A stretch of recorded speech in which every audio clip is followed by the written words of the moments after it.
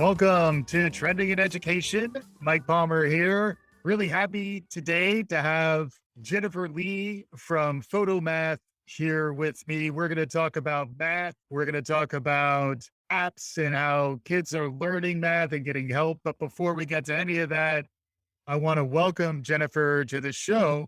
Welcome to Trending in Education. Hi, Michael. Thank you so much for having me. We are very excited to be here and to geek out on math. Awesome. And you are the chief growth officer. You're understanding where the application is being used. We're going to learn more about that down the road, but we always like to begin by getting a little more about you. How did you get to this point in your career? Can you catch us up on what got you to this point in your professional life? Sure. I am a little bit different than most folks over at Photomath. I was an investor for many years and I had the privilege to get to know the Photomath team. Was really inspired by the story and the opportunity to really help as many students as possible understand, learn, and really become comfortable with math. It's such a foundational skill that I just got too excited and I wanted to join. So I've been with the team now for almost 5 years. And yeah, as you said, help focus on how do we bring math learning to more and more users globally. Yeah. And your scale, which I was noting in my prep here, your scale is pretty impressive. Can you catch us up on what Photomath is, but then also how many folks are using it? Because that was the part that kind of blew me away a little bit. So we've had over 270 million downloads of the app to date, and we help students solve well over a billion of problems any given month. Even though those numbers are large, what we like to think about is all the students out there who need help. And the number that I always get really fixated on is that currently today, there are 1 billion students in our age range, which we define as about fifth grade all the way through college. And fifth grade is when math starts getting difficult and parents have difficulty helping. And also when students start getting their first cell phones. So there's a billion of those students in that age range who are mandated by the government to learn math year over year over year. So it's a Yeah. huge market and a huge need.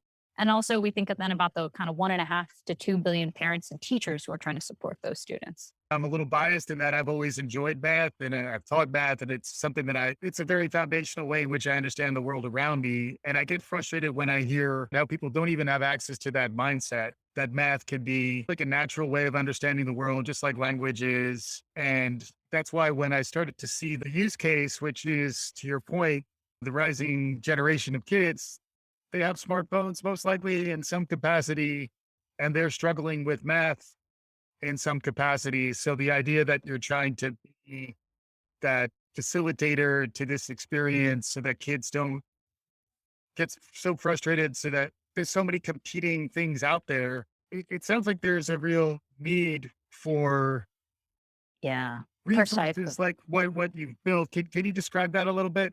Yeah, so I think there's some really interesting, as you highlighted, there's a huge need, right? Math is such a fundamental subject that becomes the basis for STEM and gives the confidence for students to be able to pursue areas which will become critical to their careers. If you think about all the jobs in the 21st century and beyond, they're really, many of them are STEM focused careers. The thing that we note that when we talk about where students struggle, it is a growing and increasing problem as students get older and older with math. This is a US specific number, but what we find is that when students hit fourth grade, about 40% of them are no longer proficient in math. When they hit eighth grade, that's 60% of those students are no longer proficient in math. And by the time they hit college, 75% of incoming college students are not ready for college level math. So this is a situation that kind of compounds over time and really grows. And it's a real struggling point because it's also where students then start taking themselves out or stop pursuing other learning areas that we mentioned, all those STEM fields, because they feel, oh, if I'm not good at math, then I won't be able to then learn physics, I won't be able to do computer science and so Right. forth down the line. And that we think is like the crucial thing is to really make sure every student can feel confident about their math learning and that they can be a math person. Yeah, it's interesting. I was talking to someone who was focused on early childhood education. I have a young son, and he was talking about how it's important to develop a learner identity and a way in which people think about themselves and think about how they learn things. And I do feel like that is almost a danger with math that folks, to your point, have some rougher experiences at a very formative age. And then they almost other the math out of their life and they say, I am not a math person, we wind up talking a lot about growth mindset. And to me, growth mindset is very closely tied to the kind of mindsets that make you good at math. And then those frequently are the ones that will thrive in the future workplace because you're going to be presented with novel experiences. You're going to have to lean into some of the experimentation, be comfortable getting things wrong, be comfortable reaching out for help.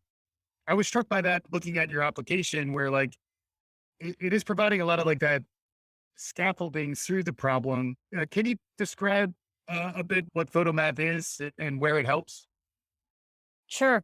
So what we start off with is, so we're a mobile app. Students, parents, teachers can go onto any the iOS or Google Play Store, download the app for free, open it up, and then the beginning point is to be able to scan a photo or take a picture of a math problem that you're struggling with. And we find this as the natural starting point because a lot of students don't even know where to start asking that question. Like they're not even sure what to put in their search bar. They're not even sure what question to ask a friend or a tutor. And so it's a very natural point to scan and say, hey, this is a math problem I'm trying to understand and learn. We use AI and computer recognition technology to understand and interpret it. And then we provide information that we think helps the student understand how to approach and solve that problem. And that's the basic premise of it. And what we find, as you said, is a lot of students, um, once they get into that mentality of, oh, I don't get this, I'm not a math person, they become too embarrassed to reach out. They're too embarrassed to reach out to their friends. They're perceived as a very smart student at school, so they don't want to admit to the teacher quite yet that they don't get something, and then they just start falling behind. And Photomath becomes actually a really, really safe space for students to say, hey, I don't get something. How do I approach it? It's a really good starting point to engage with content and explanations on how to approach it. And then from there, we find often students can then take it to their teacher and say, hey, I'm still stuck on this particular point. Or they can dive deeper into the app and say, hey, why am I doing this step? What does this particular underlying feature mean? Then they can engage with some of the additional content within Photomath to further that learning and understanding. Yeah. Yeah. It's interesting the kind of AI chatbot kind of identity that can help someone is something that I'm hearing about increasingly. There are some benefits to the idea that I'm not actually asking a person for help, in that lots of times kids or even adult learners, outside of the whether you're perceived as less somehow by asking for help, it's also you don't want to necessarily bother anybody. And like Mm, it's just built into the application that this is just an extension of myself that is supposed to help me through this stuff. I think I'm hearing more and more about that.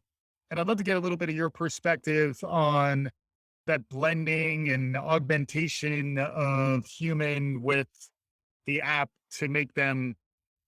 There's a little bit of a cyborg element to this, Jennifer, which is always intriguing. I talk about the robot overlords all the time because it keeps those downloads coming. But there is an element of with the right supplemental support, you can empower the learner to get through some things they might have otherwise not been able to do pretty much on themselves, on their own. And then to your point, figuring out when they do need the human connection and when that is a critical piece. And especially over the last few years, I think we've all been reminded of how fundamental that human connection is. Any perspective on the cyborg revolution and yeah. whatever else I'm talking about right now?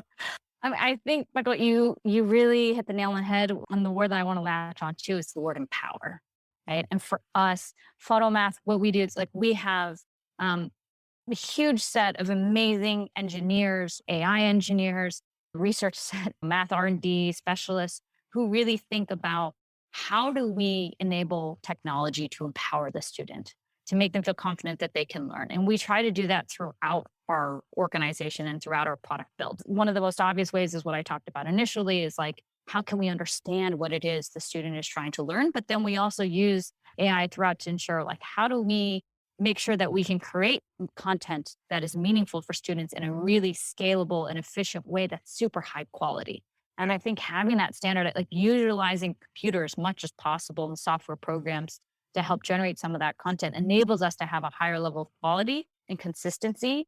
And we obviously there are math teachers and math R&D specialists who review that and say, hey, is this the best way that we want to teach this pedagogically?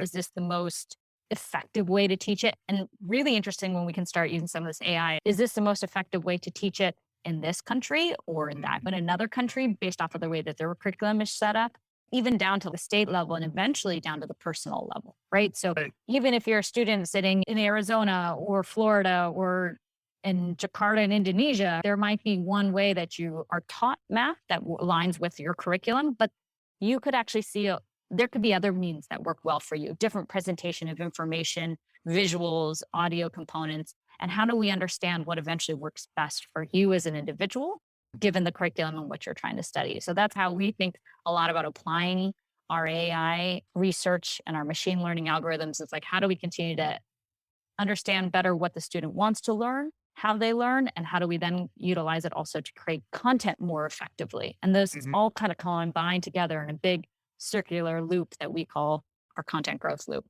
Yeah, it reminds me a lot of ecosystem thinking, systems thinking, but also taking a step back and understanding how all these different components have to relate to one another. And another theme that's come up a lot is, as an organization, do you have an AI strategy these days? And if you don't, you probably should develop one. And then if you do, each one is going to be very different depending on the organization that you're leading and then the space that you're trying to occupy. But what I found really striking about this is the idea of making it really easy on the user to capture a lot of really varied data about how people visually comprehend math, and then to snap that into the AI, engine makes a lot of sense. It did remind me a little bit of all the reCAPTCHAs that I have to go through and how that's ultimately training an AI engine, but also the scale that you're operating at. It's pretty impressive to be applying innovative AI strategies against this massive data set, because that's always one of the challenges of designing really robust and insightful, beneficial artificial intelligence and machine learning is having enough of a meaningfully instrumented data set to work from. I imagine that's a real flywheel in terms of how y'all are operating. Yeah, I think that's a crucial component, right? For any, as you said, data sets, the quality of your data sets, the distribution of your data sets, what biases are introduced into your data sets, all that kind of stuff is a critical component into how we think about and what drives our machine learning models. And I would say, obviously, when it comes to student learning, it's really crucial that we respect the privacy of students as well, particularly underage students. And we're extremely mindful about what kind of data is collected. But at the very least, what's interesting is we can collect a lot of information about the types of math problems that are being scanned, right? So Right. generally less, not so sensitive data. What math is being learned, what math problems are being solved, where types do people struggle with, what type of information tends to help them more. And this is all for their supplemental learning. How do we help them outside of the classroom to support and augment the learning that is happening inside the classroom as well, which is actually one of the big areas where teachers like to engage with Photomath, right? Is that they can give this as a tool for students to help check their answers, to look at various different ways to approach problems, and then have kind of that robust conversation in the classroom about the different approaches. Why did Photomath take this approach? Or how could you have taken it? What are other options? What could be more effective? What's other ways to look at this problem? And it becomes a really nice discussion point, a conversation, which is stuff that you really cannot supplement, right? Right. Or like or replace out Right. with the AI. Yeah. Although it is interesting also to think through how in life things are generally open book tests. And if you have access to some of these supplemental tools, it reminds me of, calculators and a lot of the controversy way back in the day about whether it's okay to teach kids to use calculators while solving problems, because if they had to solve them without a calculator, maybe they would learn better or differently. I think that is an interesting question in the abstract. But from a practical level, I think it becomes really difficult to argue against leveraging emerging technology to make you more effective at the STEM fields. Like the idea that if you want to be an engineer and you're averse to doing any coding. Like you're not necessarily going to see a career path, in say 5, 10 years. And that's why I do think the connection between the sort of design concept of photomath and the way in which people actually operate in the workplace is really interesting. I would be curious if you have any thoughts about where, either the world of education, world of learning, but in particular the world of work is heading. And you were talking about the importance of math as a fundamental underpinning to being an effective employee, an effective citizen. Any ways to connect the dots between what you're doing in the near term to maybe how it might fit into some of the broader trends that we're seeing around workplace and learning and things that are changing? Yeah, I think you hit on a lot of big trends that are happening in the workforce, which then trickles down into the educational sphere. Because if we believe that learning is beneficial from a learning sake, but it's also a mechanism to prepare and ensure that we have an educated workforce, then what we could say is, look, access to information, making sure that you can find information easily and critically evaluate information are some of the key skill sets that are going to be necessary for the future of work, right? More so than rote memorization or being able to calculate things quickly. It's that access to information and the critical ability to think through it.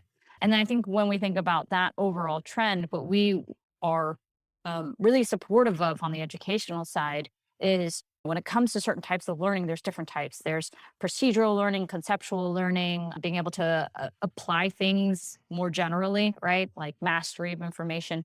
And I think what we're starting to see is some of that shift in the focus of where some of that time is spent. So procedural learning is still really crucial, but making sure that you can do the same math problem 50, 100 times so that you're like the fastest at it is probably a step too far in the procedural emphasis, right? It's more, we want to shift back to some of that conceptual learning and applicational knowledge and all that kind of things. And I think Photomath as a tool has helped with that conversation and also ensure that we continue to focus on the right areas in the educational system as well to reflect what are the needs in the workforce. Yeah. Yeah. And is it formative generally? Is the idea that the help you're getting is not necessarily to solve the entirety of the problem? I'm just not 100% clear on actually how much of it is giving me the solution and the explanation versus giving me the right way to approach the problem and then leave the remainder of the solution on me. So what we do is we actually provide students with the first thing we actually do, and intentionally so, and it is actually provide the students with the answer itself. Okay. And Mhm. it's because we don't think that there's much pedagogical value to the answer. Right. The answer is helpful for two reasons. One, it gives the student and parent, because we often find a lot of parents are utilizing the app to help their students, and I can go into that in further detail. Yeah. But it helps them understand, like, okay, do I have do I have the correct answer? Yes or no? And then it gives them the space to really get into how did I get there? Mm. And what are the different approaches to get there? So when we say, do we have the right answer? One major use case of Photomath is to check, like, Mm. I've done my homework. Did I get it all Mm. correct? Is where do I need to dig into? And so being able to get that answer right away is like, good, good, great. Oh no, I didn't get this one. Why? Let me dig in Mm. here. More Mhm. from a parent perspective, I need to check to make sure that my student got everything, like where do I need to help my student? I need to check my student's answers as my kids' homework as well. Right. And then the focus really becomes in how did you get there? And we have a couple different ways to do that. In one case, there's just step-by-step explanations. And then there's like the why and the how that students can dig into deeper if they need to better understand. We also have these things called animated tutorials, which are really cool and something that's like we've been working on really unique to Photomath. It's meant to mimic how a teacher explains concepts like Mm. on a whiteboard, right? Sure. How they would like to explain it on a whiteboard. So it allows us to be able to use like dynamic movement and visual. It's kind of like creating an automatically generated video for your Yeah. problem that shows you, okay, if you're going to do long division, or long multiplication, this is how you carry from the ones place to the tens place. This is what it means for a fraction to be divided by whole and to subtract a portion of it and to really use very clear visual Yep. demonstration of.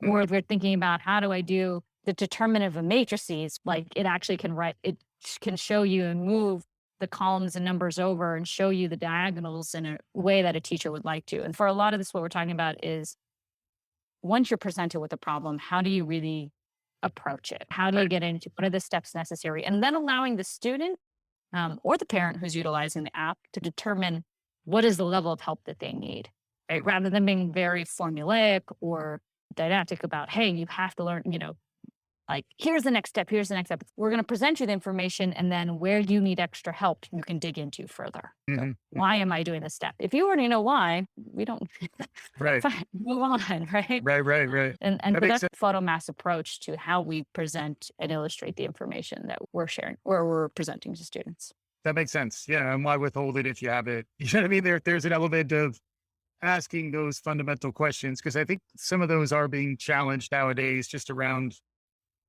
what is the learner presenting themselves versus what is presented to them through the aid of other tools. It's a big question around cheating in universities and like all that kind of stuff, where I think the philosophical question around what does the learner need right now and how do they unpack the way to get to the solution. To me, that's more the way humans operate. There's an intrinsic reward to learning that we're all seeking out. And if you can provide a good way to personalize that so that it is very much the way that a good teacher or a good tutor does, you can actually scaffold someone into a comfort zone around dealing with things that are mathematical. You mentioned parents. I would be really curious to hear some of what you might have learned. We've all been going through our personal challenges over the last few years around the pandemic response and then thinking through the hybrid use cases and you're in the home during online learning through these really transformative times. What have you seen from parents and any kind of stories you can tell around what it's been like to deliver your solutions through the crucible we've been living through? Yeah. As you noted, I think the pandemic was challenging for just about everybody, and particularly for parents who found themselves becoming the teacher for students that they never thought they would have to be. But even absent the pandemic and remote learning, what we find is parents still need a lot of support. And it's for many different reasons. Sometimes it's, look, when was the last time we took a limit function? Right. Right, And right, like, do you remember all the details? Second, math is taught a little bit differently today than it was for many parents. So right, right, when the student comes home and says, that's not how you do it, right? Or that's not the way my teacher explained it causes a lot of tension. And parents really do want to help. What we have found in some of our research, though, is that over 50% of parents struggle with being able to explain or understand the math right. homework that their kids are working on. Mm, So this is not a unique problem, right? More than like half of them try to help their student several times, but as you can see, the other, like, at the same time, they also don't feel confident in being able to help their students. So what we also find is about 2/3 of parents are actually what we would call edtech advocates, right? They're individuals who would be more than willing to utilize technology, just like they use technology in every other aspect of their lives to help them help their students and mhm. to be able to support their students in their learning journey. So Yeah, they find a huge need amongst parents. yeah. And it is a place where the same ideas we were talking about before, where, you know, you don't want to present as not knowing. You're supposed to know everything. And there's a point at which, just like Father Time is undefeated, there is a challenge to every parent when you're probably going to have to say, you're at my level, son or daughter. Congratulations. We're now shoulder to shoulder trying to solve this together. I think a lot of parents might have been forced to confront that through the pandemic in ways they weren't necessarily expecting because kids were left to their own devices with online resources. Everybody's in the home together.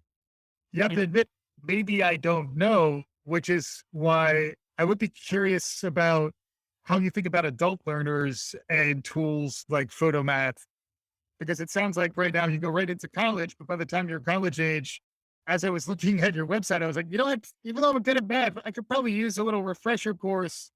Had the 3-year-old on his way. Like how do you get parents and the rest of us fluent enough in math? Because it's a problem for the rising generations, but I imagine just digital numeracy is a Yeah. broader problem.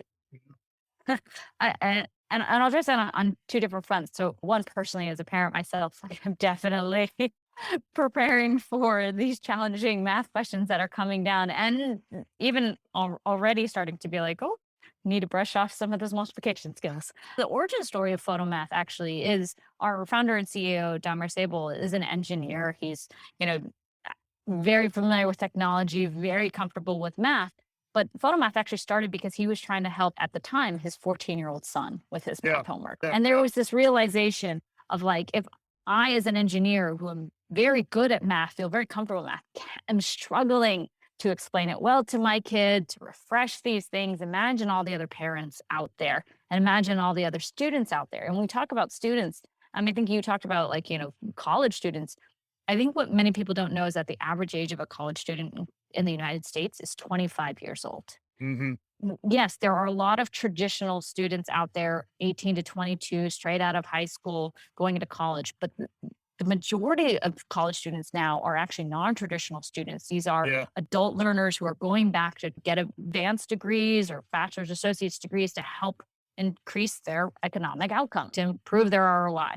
And for many of them, they actually have to go and take, regardless of what subject they're doing, construction management, science, nursing degrees, whatnot, they have to go back and they have to take basic math classes. Right. And so for a lot of these students, we actually have a lot of adult learners on our application who are just trying to remember how to take a quadratic formula, thinking about linear algebra and utilizing, trying to reaffirm those math skills that they can then apply it into the degrees that they are, really trying to focus on to be Yeah. able to improve economic outcome, right?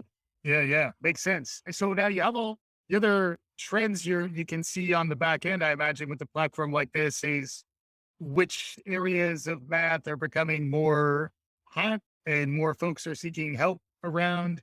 Have you noticed, is there anything new and emerging around the types of math problems that are getting the most attention? Are there any interesting trend lines that you've noticed over the last few years?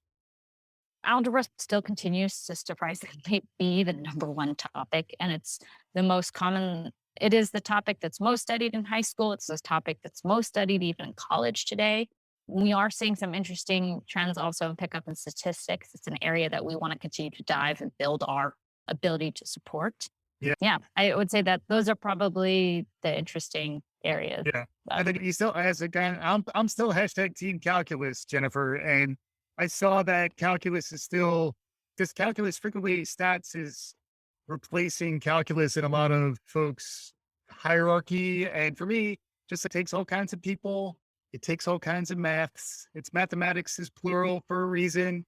Let's allow them all in there. But I saw calculus is one that I remember very much being about graphing and charts and visualization. To your previous point, where I some of those dynamic illustrations, geometry is the other one that I come back mhm. to. I always enjoyed teaching things that required that sort of visual thinking. And also when I look at a chart or I think about function, it was very fundamental to my math understanding. You cover the full range, including calculus, right? Yeah, I should. Our math team, I'm sure, is like dying if they would hear this. Of course, like geometry and calculus are also very critical areas of math learning, and we continue to really delve and support both of them and expand how much calculus that the application can help with. Geometry is also another really key area. I'm now getting flashbacks of a high school test of geometry and cold sweat. So I think maybe that's why I left it out. But geometry is also a really big area and a really big, interesting area. What we're really excited about is like how, from an AI perspective and development, our ability to recognize and understand more and more geometry problems is actually like a really intriguing area from a recognition and math understanding area. Yeah, exactly. That's where I thought even some of the research I've seen about actually writing in handwriting an answer has different connections to your neurochemical activity than if you're typing it or if you're just thinking about it in your head. And that's where I like the idea of leveraging all the functionality of a smartphone to Uh, kind of be your buddy, your math buddy yeah. along the way. We are full proponents of pen and paper. Of interesting, even as a very leader of Yeah. technology. That and math, we strongly believe that students continue to need and utilize pen and paper for everything that you just said. There's a lot of great research and evidence that shows that retention is really connected to writing things down and Mhm. to be able to like work through problems, right? You don't want to work through a math problem in your head. It's really great. Put it down on paper, work through the steps. Sometimes, like we encourage people, write the steps out in different colors so you can help Right. solidify in the memory in different ways. And so when we that's where I think engagement with the camera becomes really popular as we a lot of programs and math learning have shifted online to presenting the problem on the screen, solving the problem on the screen. We still fully support. That's great. Present the problem on the screen, work down on it in paper, use your camera then to interpret your work and understand how to continue learning from it. But the pen and paper are kind of a critical part. So we like to think pen, paper, and Photomath Yeah. as your like starting toolkit for math learning. I like it just in that use case of sketching something first and then using the augmentation to, the AI to give you the feedback on what you just scribbled is an interesting. I hadn't really thought about that use case. And even as an adult, I've been joking about bringing cocktail napkins back for ideation, where I always like sketching on a cocktail napkin. But if we could use something like the Photomath AI to figure out whether that pitch is actually worth funding. We're getting closer to conclusion here. Are there other things out there in the world around you beyond math? You sound like someone who's been an investor. You've looked at different dimensions of what's emerging in the world around us. Anything out there that's happening that's capturing your attention? It could be related to photomath, but it also just might be something that our listeners might benefit from hearing. But anything out there in the world these days that's capturing your imagination? It's a good question. I think for us, we're obviously more and more excited about the power of AI, the scope and breadth of some of the data sets that go into machine learning models, the ability to better understand what is the actual problem and questions that students have. And it goes beyond understanding just the immediate problem in front of them, but what are the underlying questions that the student has on the topic that they're trying to learn. And I think we're really excited about that interplay and interaction that can happen between the AI and the student. And that's, I think, what gets the team really excited in the morning and moving forward. And I think we're starting to see that apply broader to all forms of, learning. We see some really interesting developments on the language learning side on that front, but we see a lot of applications even on the core subjects, math, science, going Yeah. forward. And then any advice to folks out there career wise? You're someone who's navigated to a really interesting position in a cutting edge ed tech company.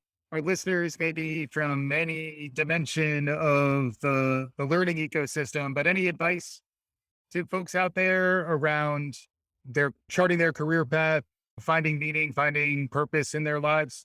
Yeah, I'm gonna go back to something that you talked about earlier, which is that growth mindset, right? And I think for me, the jobs that have been the most fulfilling personally as well as professionally have been those where I felt like the learning curve is really steep, where I'm just constantly growing as an individual, where I'm surrounded by individuals who are pushing my thinking, challenging it, asking great questions of me. And so I would say, we talk a lot about the growth mindset in education and really leaning into that and continuing it through one's professional career, I think is like critical and been just fun, right? To be in jobs where you're constantly learning and you feel like your mind is being expanded and pushed, I think those are the most fulfilling environments. And so just trying to keep that growth mindset as you think about your career and development, that's my recommendation.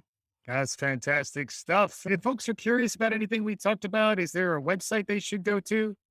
Yes. So you can go to photomath.com and check out and learn about the app. And also feel free, as I mentioned, go to your App Store or Google Play Store. You can download the app for free, check it out, play around with it, and hopefully learn some more math.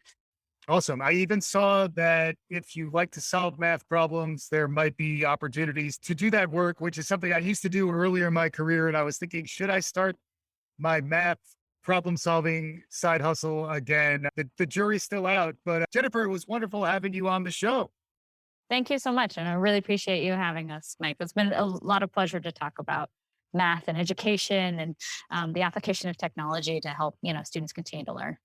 Awesome. Fantastic stuff. If you like what you're hearing, listeners, Please tell a friend, write us a review, do all the good things. We'll be back again soon. This is Trending in Education.